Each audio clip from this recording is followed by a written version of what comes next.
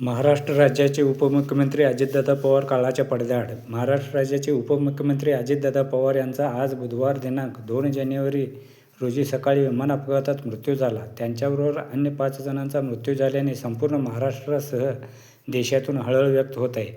अजितदादा पवार हे लोकप्रिय असे नेते होते. ते कुठेही बसले थांबले तरी 10 मिनिटात लोकांचे ढीगभर अर्ज हातात पडायचे आणि सर्वसामान्यांसाठी संबंधितांना तात्काळ कारवाईसाठी बसल्या जागी फोन लावायचे. आज मरणाच्या अखेरीपर्यंत त्यांच्याजवळ असलेले लोकांचे ढीगभर अर्ज रक्ताने माखले असल्याचे त्यांच्या मरणाच्या शेजारी खच होऊन पडलेले दिसत होते. हीच त्यांच्या कामाची साक्ष आहे.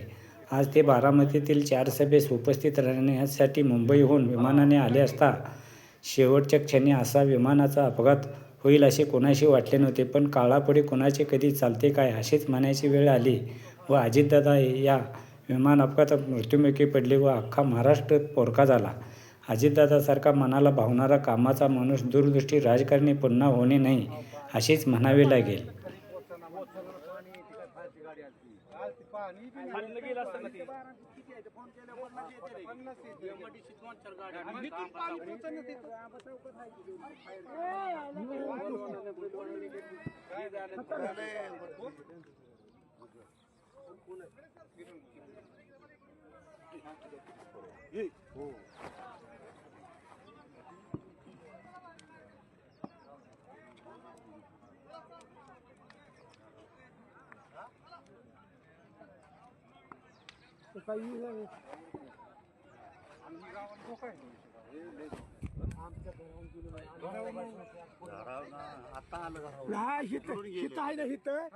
असं फिरायला लागलं की बारकीने एक बरकी हल्ली की लगेच हिकडं घुसली.